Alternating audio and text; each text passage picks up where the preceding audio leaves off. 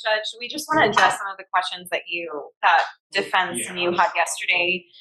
Defense was saying that he felt that interference statute was overbroad.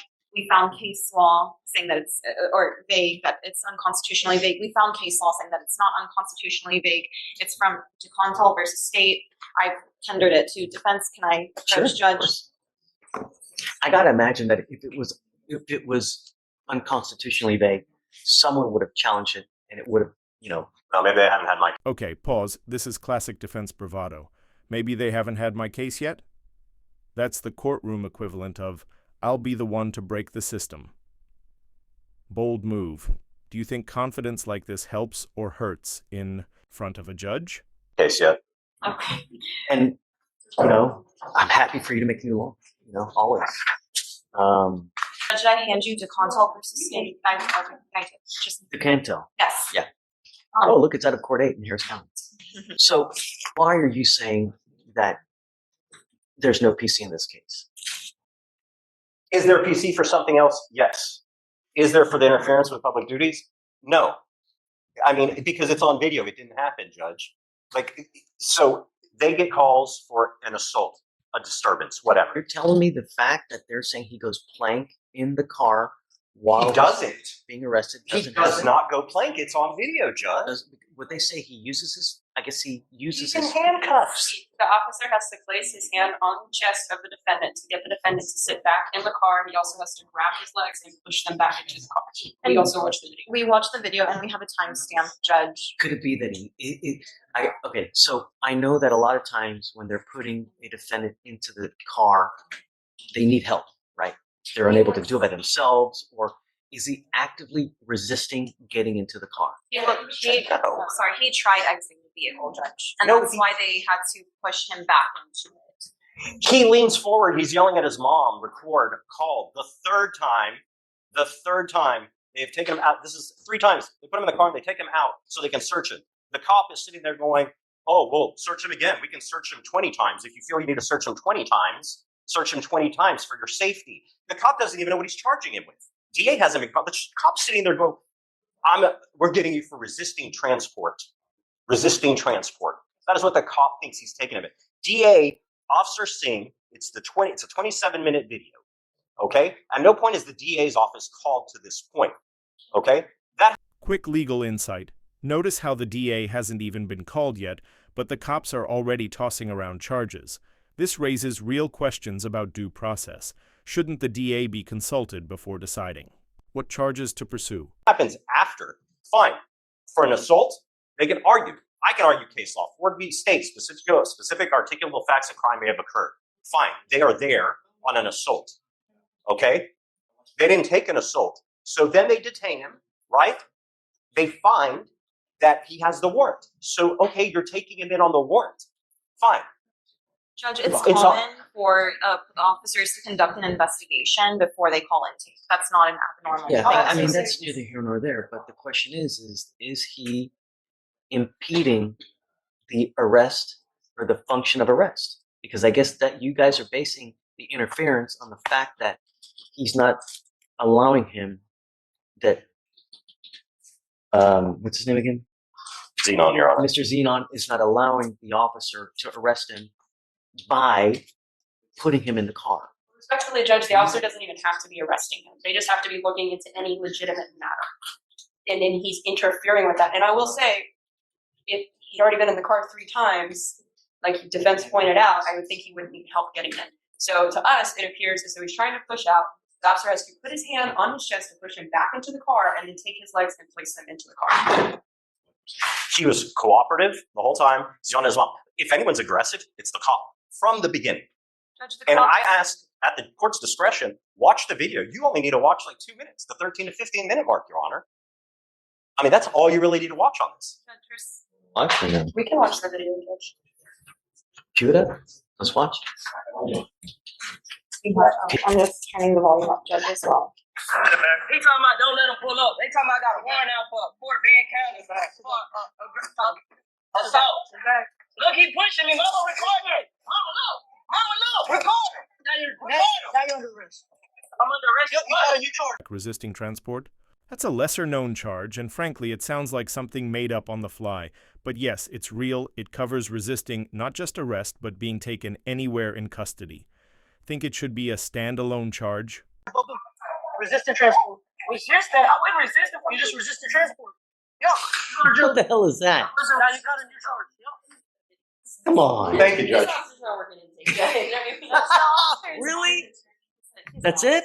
That's it, Your Honor. That's the relevant portion that defense is. Oh, come on. The officer is investigating legitimate. I know, but no. I'm Do with you you. see why I'm so upset, Your Honor? Okay. Thank you. You can refile this resisting. Yeah, look. Yeah, I mean, you're not going to hurt our feelings. You need to do what you need to do. Perhaps it was the wrong one. But yeah, was it resisting? Nope. My name is Bennett, and I ain't in it. But no PC. Thank you, Your Honor. Mr. Narcisse, sir, you're charged with unlawful carrying of a weapon. You're facing up to a year in jail and or a $4,000 fine. On April 20th, 2025, in Harris County, Texas, a law enforcement officer was dispatched to a disturbance of a weapon call at a hotel. The hotel staff stated that an unidentified third party alerted them that the defendant had a weapon. The defendant was detained, and a witness told the law enforcement officers that the defendant had a backpack behind a bush prior to the law enforcement officer's arrival. The backpack was recovered, and a handgun was found in the backpack. The defendant is currently in execution. You like Skip. How do they know the backpack was his? What was he doing wrong? There was a witness, Your Honor, that stated that they saw the defendant hide the backpack behind the bush, and the hotel staff was able to identify the defendant as the individual they were told had a gun, and that's when the officer. Was he just standing while black or something? What's he doing wrong? They were just alerted. No. I'm going to find no problem. Judge just tossed the case. Probable cause is the bare minimum to hold someone, so this is a big deal. The court's basically saying there's no solid reason to keep this going. Justice served, or did they miss something? Whole cause in your case, Mr. Narcisse. Be careful, man. So many out there out to get you, put you down. You know, you're 19. Do something with your life. Become a statistic. Hang tight for me. We're approaching on Mr. Jeremiah Cummings. That's the one about the deadly conduct. I don't remember. I mean, I don't remember what happened fresh. So you're going to have to refresh my memory. What happened? I'll just read the summary. On April 11, 2025, in Harris County, Texas, an officer was dispatched to a family disturbance call and met with a complaining witness. The complaining witness said that an argument occurred between her and the defendant, and that the defendant grabbed his handgun and held it in his hand as his anger intensified. The complaining witness left the apartment due to fear, returned to the apartment and contacted the sheriff's office to report the incident. When the officer approached the defendant, he stated, "I'm not talking, I'm answering questions." Gathered his things and grabbed a handgun and placed it in his hand. The officer then drew a weapon and said, shoot me then. The deadly conduct, Your Honor, is alleged based on the fact that the defendant was holding the gun during the argument with the complaining witness. Does that mean that if anyone ever gets into an argument and has a gun in their hand, that they're literally, I mean, theoretically guilty of deadly conduct just by virtue of, and then what kind of argument can it be? What level of discourse must there be for someone to be, you know? Right, and that can't be the law. Talk about this one where it's not a terrorist figure or hangs off and nothing really said. Point is, we have also spoken. So I mean, think about this. Like, let's say you and I are arguing, right? And I'm mad at you, and I just, I get the gun just to put it somewhere else, Right. I get it. And I mean, wasn't charged as an ag. I get it, but We have spoken to the complainant. I think I remember last time with this case, you wanted to hear from the complainant. Just before you made a PC. you have anything else? She's not, from what we can see, she's not. She wants to be around him. She said he had a gun. Is he here? Here's a classic moment. Notice how the witness doesn't back away, isn't afraid, and actually wants to be around him again. That complicates the narrative.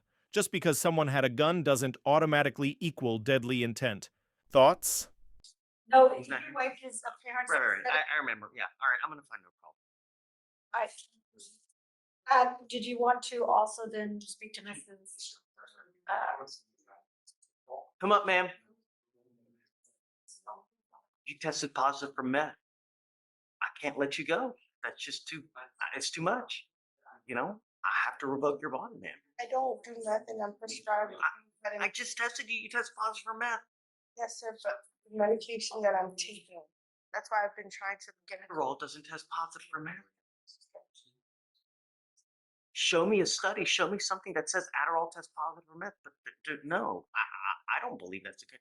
I mean, I'm in pre-child. It's just. Have you heard of Adderall testing positive for meth?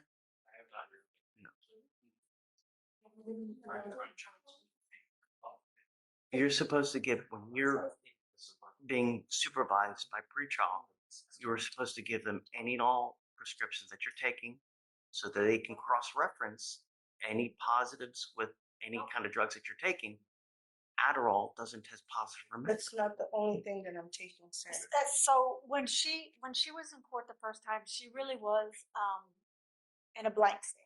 I get it. I'm not talking. And so at that time, when I asked about all the different prescriptions, she was very like scatterbrained. She was able to provide me with the prescriptions that they gave her when she went to the hospital for the assault. So let's do this. So- let's do this. Let's do this. I will give. You can give that to them so they can check it out to see if there's something that will possibly test positive for meth. But I just don't think there is. You're not. I've ordered you not to use alcohol, illegal drugs. You're not to use. There may be things that happen in our lives. You're supposed to find a good way to be able to deal with, PTSD. We all have it. We all do. But you have to find a positive way to deal with things. And illegal drugs is not it, especially when you're on bond for a very serious crime. So take a seat from the jury box. I will have them check it out to see what, if anything, would, but. Just for clarity for the court, she's already provided prescriptions that she has when she went to test. I don't know. Maybe she has something different. And have you looked at all those prescriptions? I mean, the whole list and disclosed of the prescription. Okay, ma'am, take a seat from in the jury box.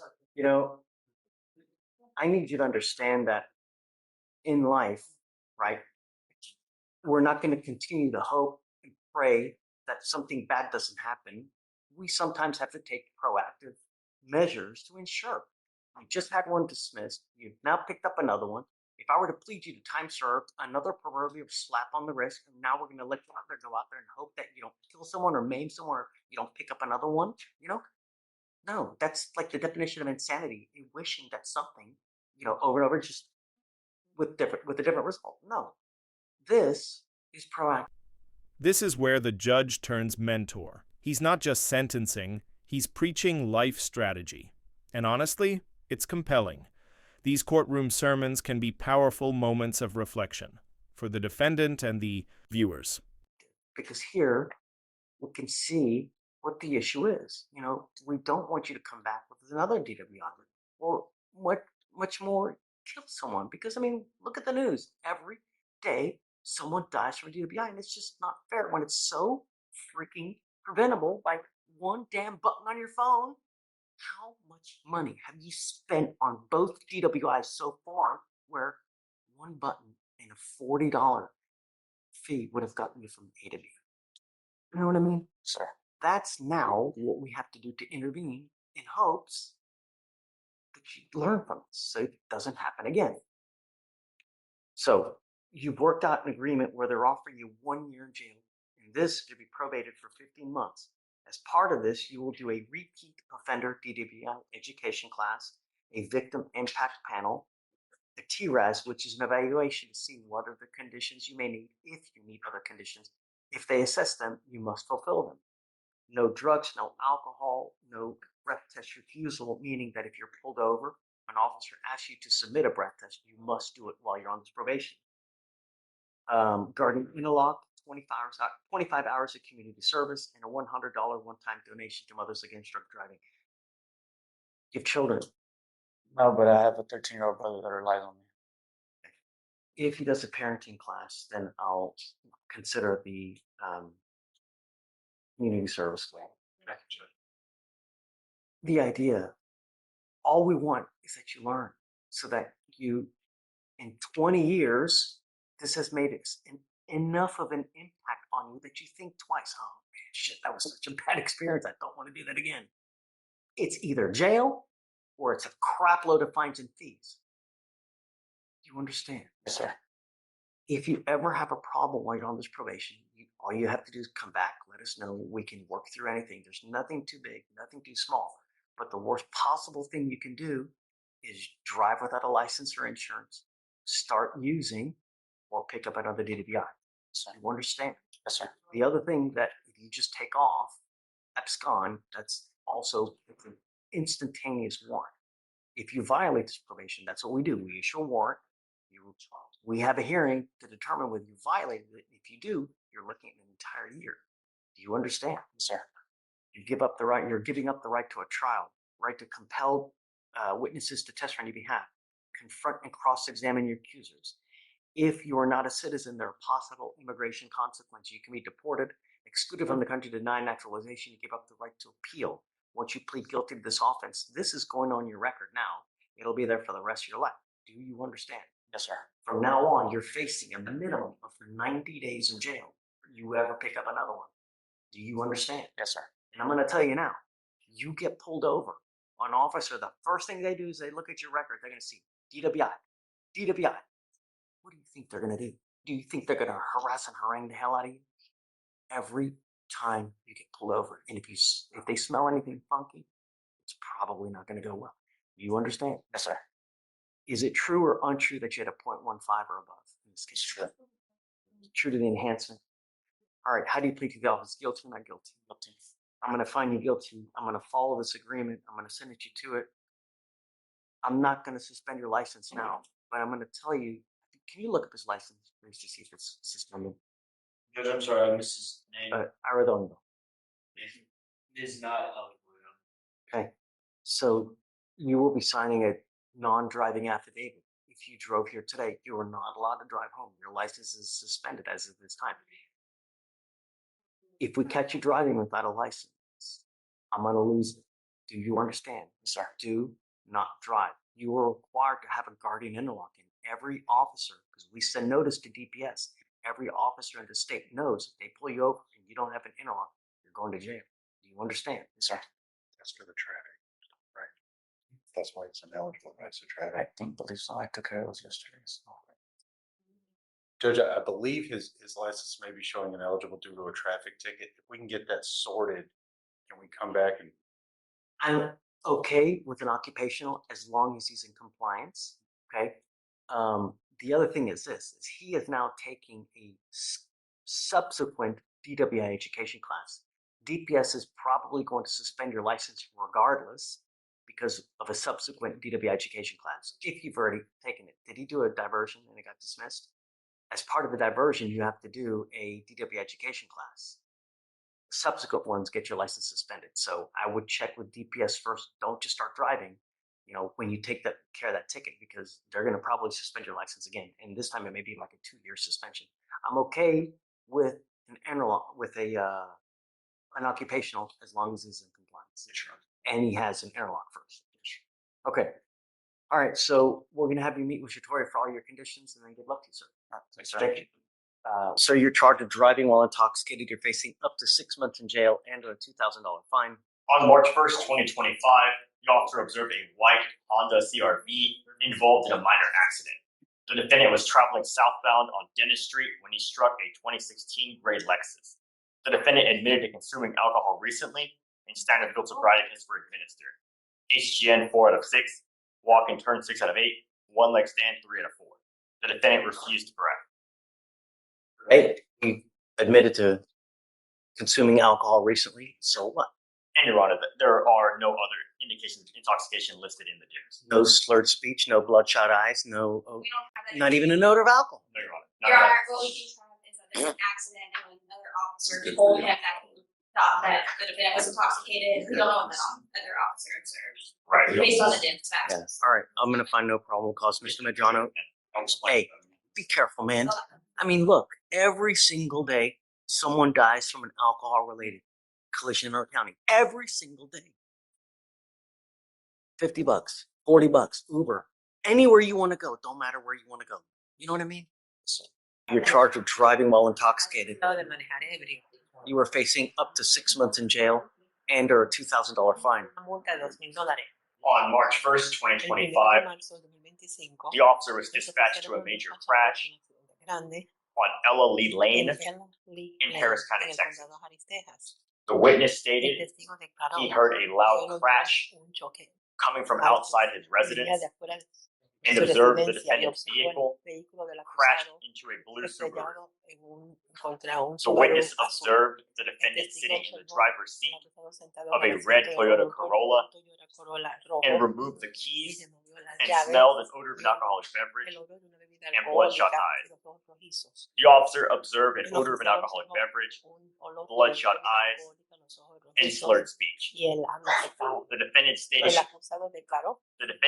he had consumed 4 margaritas and standard field sobriety tests were conducted. HGN 6 out of 6, walk and turn 8 out of 8, one leg stand 4 out of 4. The defendant did not consent to breath, and a blood warrant was signed and executed. Mr. Menchu, I'm going to find that there's sufficient probable cause to go forward with your case. Any prior WIs and a license? No prior, Your Honor, and there's no license on file. Mr. Menchu, I don't know what your immigration status is, but if you're not in this country with permission and you go to jail and immigration finds you because they sweep it on a daily basis, they will put a detainer on you and you will be stuck like Chuck in custody until this case is over with, and then you will be shipped off to immigration. Heed this warning. You will not get another. I see it happen every day where people get ICE hit detainers and they sit in custody for 6 to 9 months. I'm now putting conditions on your bond. If you violate these conditions, then I will put you in jail. The first condition is you are not to drive. If you do not have a Texas driver license and liability insurance, then you're not allowed to drive. I don't care what is going on in your life. I don't care if there's a burning building and you have to save 50 people, babies, whatever. Do not drive. The next condition is you're not to consume alcohol or illegal drugs. I will randomly test you. If I find that you're consuming alcohol and or illegal drugs, likewise your bond will be revoked and will go into custody. Pre-trial services is going to call you to go take a test. If you fail to show up for the test, then a warrant will issue for your arrest. Do you understand what's expected of you? Yes. You get no more warnings. If you don't believe me, ask Marcos. He'll tell you good and well. For now, I will have you come up to us here, swear to us that you're not going to drive. I will get you to Ramona where you will sign a reset. After that, you will get police you for your bond conditions. Then you're free to go. Thank you, Judge. Okay.